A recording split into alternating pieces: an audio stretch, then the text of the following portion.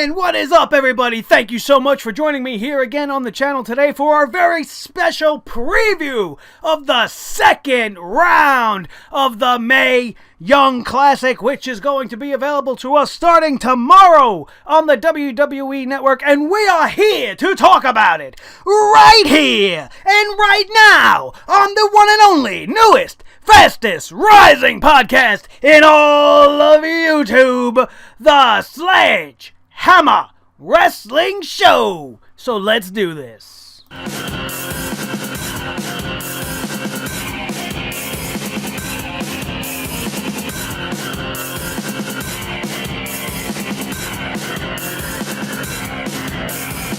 Sledgehammer Wrestling Show.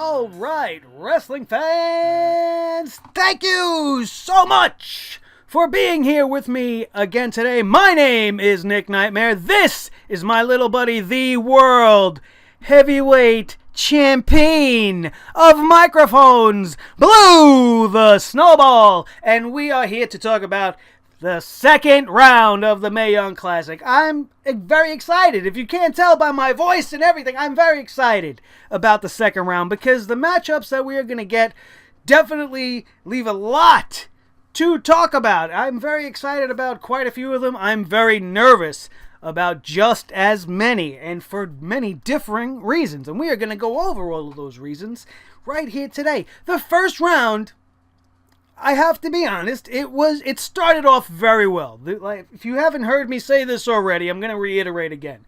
The first two episodes, from start to finish, were very entertaining. They were very good. The main events of every show, and that's actually all four, the main events of all four shows definitely delivered.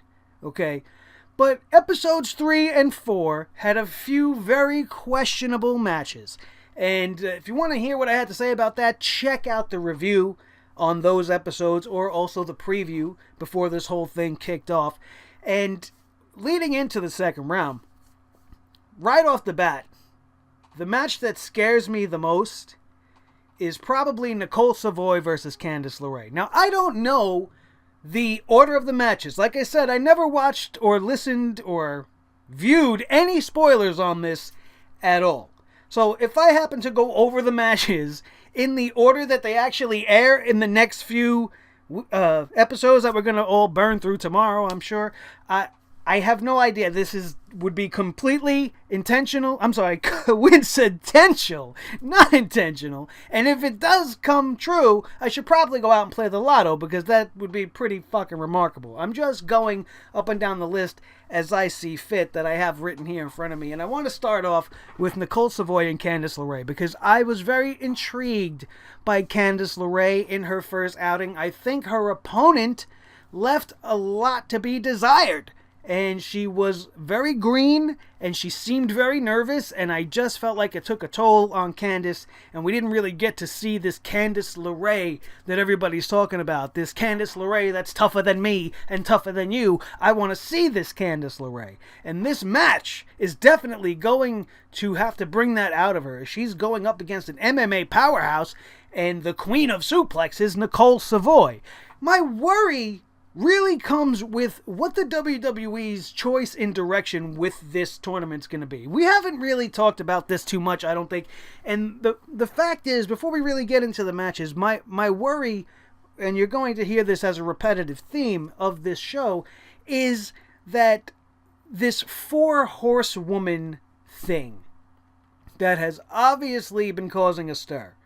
The only spoiler that months ago I happened to see was that photo, as many of you have seen, that they reference already on the WWE, that little confrontation between the 4 horsewomen of the WWE and the 4 horsewomen of MMA, and we are going to get to see that at some point in the Mae Young Classic. I don't know where it's coming, if it's at the finals or if it's in the semis. I have no fucking clue, but it's going to be there. And if that agenda is the end result, then I have a feeling that particular angle is going to take away from what they're really trying to accomplish with this tournament, and it's now just going to be used as a launching pad for this angle instead of really cementing some of these girls and who really might be deserving of winning this whole thing. Like I said, we don't really know what the end result is, but I'm going on record right now to say that if Shayna Baszler wins this whole thing, which it very damn well looks like she might, this whole tournament, I mean, at least in my opinion, will be for nothing. Because it's not about the women, it's about the storyline that they want to sell and get eyeballs on when they move it to the main roster at the conclusion of this whole thing, probably leading up into a Survivor Series match between the two women's factions, and it will be great. I'm all for it, but this did not need to happen now. What needed to happen now was to have this tournament the way you threw the Cruiserweight Classic. There was no agenda behind it. You knew we were going to have the show, but there was no agenda. There was no real storyline. That's obvious because there's still no storyline when it comes to the Cruiserweights. But by doing this to this Mae Young Classic, you are taking the magic out of it because you should be booking it so that the best women's wrestlers win. And you're going to book it to make it look like the MMA women are more dominant than the professional wrestlers so that you could bring them heat and generate interest in this feud between the two factions. You've ruined this tournament. We all know, just based out of the first round, that some of the choices to move on to the second round were very questionable. I didn't think that Tessa Blanchard deserved to be eliminated out of the first round, but they paired her up with Kairi Sane. Everybody that's going up against Kairi Sane is going down because she is who I believe they really picked to win this whole thing. The way they talk about her and the way they package her and how she was the last person that we saw enter this tournament. It was just anticipation and the wait for Kairi Sane. And she didn't disappoint. She had a fantastic match. She had a fantastic opponent. She delivered a beautiful elbow drop, and she finds herself in the second round. And when we get to her match later on, we may actually see some of the similar themes that we're talking about here. I don't understand if that is the agenda, why they would sacrifice everything. But maybe they don't view it that way. Obviously, they don't. But let's get back into the match here. Candice LaRae and Nicole Savoy is going to be a very tough, very hard-fought match. And I want to see Candice LaRae win this match. However, that storyline that we just discussed makes me believe they're going to give it to the MMA woman, Nicole Savoy. Because if she wins, she will be going up against the winner of Shayna Baszler and Mia Yim. Mia Yim is done in this tournament. I wish she wasn't. I wish she would go further. Her first outing in this tournament was absolutely fantastic with Sarah Logan. It was one of the best matches of the first round, and now she's going to be gone after the second round because you can't tell me that Shayna Baszler is not moving on to the finals if that is the agenda. So my brain tells me Nicole Savoy is going to end up winning this match. My heart wants Candice LaRae to win. But in the end, Candice LaRae will just end up coming up against Shayna Baszler. There's no way they're going to make Baszler lose in this round. They're going to at least advance her to the semis, if not to the finals, if she's not slated to win the entire thing. So Mia Yim is most likely done, which means whoever comes up against her in the next round is done. So Candice LaRae, one way or another, is going to be eliminated by an MMA powerhouse. And if it comes sooner than later so that we can have the Baszler versus Savoy MMA style matchup, you're going to know everything that I'm saying is absolutely true. We can continue on with this theme when we talk about Abby Laith versus Rachel Evers. This match is very, very intriguing to me because, again, I was hoping Rachel Evers, being the daughter of Paul Ellering, would be booked to go very far in this. But now she's coming up against Abby Laith, who seems to have the Mae Young touch. You know, I don't know how else to describe it. She's almost like the Angel of May. Like, she's using Mae Young's alligator roll-up to win that first match against the bigger, more dominant Jazzy Gabbert. And I believe that's going to be the recurring theme. Mae Young is probably going to be her biggest influence. I don't know. But if that's truly what they're going with Abby Laith, then she's probably going to make it to at least the semifinals. Which doesn't look good for Rachel Evers. in this scenario. Evers should, just like Tessa Blanchard, should have been booked to go very far, but I do not believe Rachel Evers is going to win this match. Abby Lath is just too scrappy. She was very talented, and I look forward to seeing more of her. So I believe Abby Lath is going to win this match. However, she is most likely going to run into a brick wall. The winner of this match is going to go up against the winner of the Princesa Suhei versus Mercedes Martinez match, in which we find ourselves again in this MMA conundrum. If this is what the WWE is looking to do, Mercedes Martinez is hands down going to beat the Mexican superstar of over 20 years in pro wrestling and advance in the tournament. So if she advances and faces Abby Lath, she will most likely then advance again so that she would be lined up to face Baszler, and we're going to have MMA match after MMA match after MMA match. This is what I believe their intentions are. That's not what I would want to see. I'd rather see the Princesa Suhei versus somebody like Abby Lath. That has a fantastic ring to it, just based off of what I've seen out of the first round alone. I'd love to see that match. Are we going to see that match? Most likely not. If I had to put money on it, I'd say they're going to give Mercedes Martinez the win. Mercedes Martinez has been talking trash about the rest of the women that represent the MMA in this thing, saying she's better than all of them in the Four Horsemen and Four Horsewomen, rather, excuse me, and all this nonsense. So why would they not want to build that confrontation at the end? If they were smart, that's actually what they should do. But that whole MMA focus should not be what this Mae Young Classic is all about. That match should have maybe happened in the first round. And you should have had Baszler versus Martinez right off the bat. Get rid of Mercedes, because how many MMA girls do we need in a wrestling tournament, damn it? The wrestling girls are going to be put to the wayside to feature the Four Horsewomen of MMA. I'm telling you guys. That looks like what's going to happen here. What else we got here is Kairi Sane versus Bianca Belair, in which we could just all pretty much just say, goodbye, Bianca Belair. I don't want to see you whipping your hair, whip, tail, and if you do that, you're not beating Kairi Sane. There's just no way. There's no way. So there's no point in even putting further analysis on it. Kairi Sane is going to beat Bianca Belair and move on in this tournament very easily. This next match also causes me a little bit of worriment, not for the MMA nonsense, but because Dakota Kai, out of the first round, was paired up with Kavita Devi, the bigger, larger, stronger woman. She got her ass beat for the first half of the match, or for the first 3/4 of the match, until she ended up coming out of nowhere, ducking out of the corner before Devi hit the corner, and then hit her with a super kick and a beautiful coup de grace and gets the win. I don't want that to be the recurring theme of Dakota Kai, but her next opponent is Rhea Ripley, the taller, bigger, stronger, in this case, younger, hungrier competitor.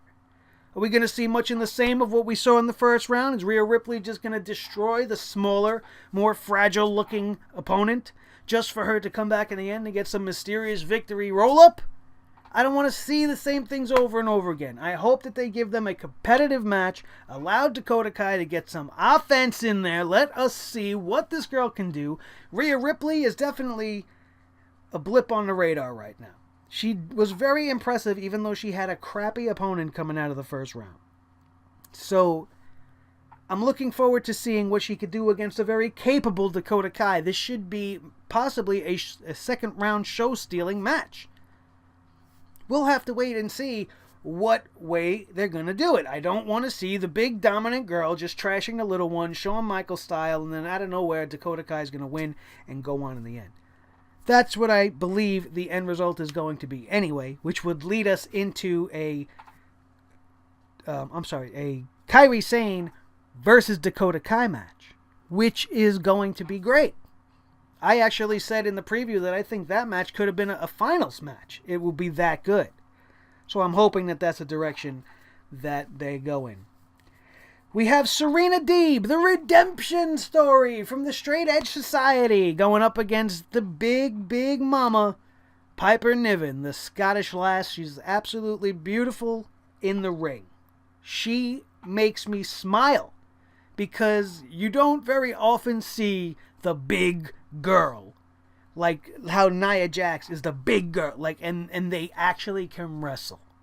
You know, she has put so much time and work into her career that my first impression of her was just, wow, this girl gets wrestling. She understands her role, and she played it absolutely beautifully. Unfortunately, she took out another one of my favorites in this tournament, an NXT mainstay, Santana Garrett, who I was hoping would also go far, but she at least lost to somebody who was at least worthy of moving on into the second round. And Piper Niven is going to be the one to end the redemption story of Serena Deeb. I think her story's just got more to it. You know, she's more beloved on the independents. The redemption story's great, but how far is it really going to go? I don't know. She's not going to win this thing. You know, no matter how great she does. And I think Piper Niven is going to bring her a great match. Serena Deeb's first round match with Vanessa Boyne was fucking great. Her athleticism was off the charts. Both these girls, absolutely fantastic. And if she brings the same amount of athleticism and the same amount of fire that she had in the opening round into this match with the dominant Piper Niven, it's going to be fucking amazing. Another one of the matches during this second round that might actually steal the whole damn show. Piper Niven has already shown she has that capability, because that match with Santana Garrett was great, and I expect much in the same as this goes on.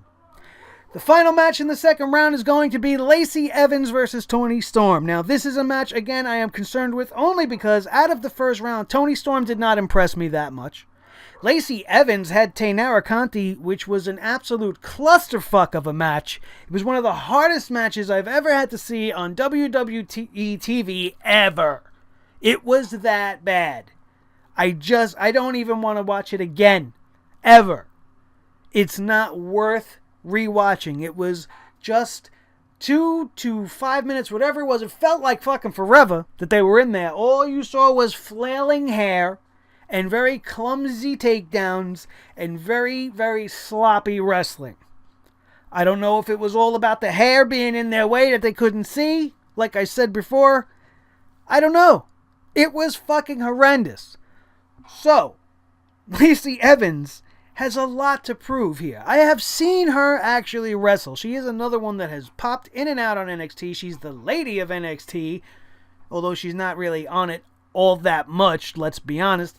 But I like the gimmick. I like where it's going. I just need to see her wrestling capabilities come out in this tournament. And Toni Storm may be the perfect opponent for her to redeem herself out of that first match. Because Toni Storm, again, much like Kairi Sane, highly, highly touted by the WWE. One of the focal points, if you go online or you watch any of the footage for the Mae Young Classic before the show aired, everything was really about Kairi Sane and Toni Storm and Serena Deeb and Shayna Baszler. Those were your top 4 stories. So we already discussed where Serena Deeb's not going to be going on. In this case scenario, Lacey Evans, the NXT mainstay, already has a contract. She's already on the show. She can suffer the loss here. It's not going to hurt. Toni Storm, being this big independent women's wrestler, needs to advance in this tournament, which would lead her into a match with Piper Niven. Now, I think a lot of you indie guys or any of you people that really follow the women's circuit probably have seen this match before, or you know the capabilities of both these women and the possibilities of this being one of the best matches in the whole tournament. We'll have to wait and see if that's how it goes, but that's what I believe. I believe Toni Storm will defeat Lacey Evans, leading her into a head-on collision with the Scottish Piper Niven, and then most likely, like I said, being that she's had so much of the hype behind her, she's probably going to advance in this tournament past Piper Niven. As I said, Kairi Sane will advance past Dakota Kai, and we will get Toni Storm versus Kairi Sane, which on my preview show I also said could have been the finals of this tournament if it was bracketed differently. So again, a lot of real big money matches that have the potential to explode and make this tournament be what it needs to be, and that's about wrestling. But then you have the other side of the coin, which is the direct opposite bracket, which is slated to have a very heavy MMA presence, and all my brain can see is a finals of Kairi Sane versus Shayna Baszler, in which it's really a 50-50 call. Are they going to go with the Japanese star and go that route, or are they going to use this tournament as a tool, as a stepping stone to launch an angle on Monday Night Raw? Which, as you could tell in the change of my tone just by saying it, infuriates me. That's not to say that this girl maybe doesn't deserve it, but you're definitely making it obvious. At least that's my opinion. So there you go, guys. There you have it. That is my second round wrap-up. Also, that's actually my wrap-up for the whole rest of the tournament. That's the preview. I guess once the finals are actually set, I will come back and we will preview the finals after we review episodes 5 through 8, which we are going to be watching in just a few hours' time. If it's up there by midnight, I'm going to be watching it at midnight because I don't have to fucking work tomorrow, which is fantastic, and I'm going to take advantage of it and burn through this Mae Young Classic as quickly as I can. Get the review up here for you guys before everybody else does, so you know that this is the official source for all things Mae Young Classic, and most importantly, what I think about everything in the world. Not everything in the world, but everything in the world of pro wrestling. That's going to do it, you guys. Thank you so much for joining me for another special presentation of the Sledgehammer Wrestling Show, our second round preview of the Mae Young Classic. Don't forget to check out everything else on the channel. We had a video go up earlier today about how I believe the WWE should bring The Undertaker back, if that is in fact the end game here, because the rumors are going rampant that The Undertaker's coming back. If you want to hear what I think about that, check it out. It should be linked in the annotations after the end of the show. Also, we have all of the previous Mae Young stuff. We got Raw and SmackDown reviews. We have everything you need to keep you covered if you're a wrestling fan. The place to be on YouTube for all wrestling fans. All shapes, sizes, colors, any federation, promotion. You want it, all you got to do is use that comment section below. Ask and you shall receive. What do you want me to talk about? Be interactive. Let me know what you thought about the show. What do you think's going to happen in a tournament? Do you think I'm right? Do you think I'm wrong? Let me know who your picks are to go all the way. I'd love to hear what my fans think. Don't forget to check out Clutch Chairs down in the description below. The Sledgehammer Wrestling Show welcomes them as their very first sponsors, and we are happy to have them, just like we are happy to have you, all of our subscribers, all of you new viewers, you new eyeballs on the show today. If all of you had a great time, give me some love. Smash that thumbs up, hit it with your favorite finishing move. Just make sure you mash it. This way I know that you enjoyed this show today. Let's try to get this video to maybe like 50 likes. I don't know if there'll be enough time for you to hit that like button, which you should be doing right now as I'm talking about it. And if you're down there and you're not part of the Sledgehammer Club, and you are not part of this family, hit that subscribe button. And please come and join the fun, because the Sledgehammer Wrestling Show is just getting started. I am Nick Nightmare. This is my boy, the World Heavyweight Champion of Microphones, Blue the Snowball. Thank you guys for watching, and we are out of here, and we will see you next time right here on the Sledgehammer Wrestling Show. Have a good one.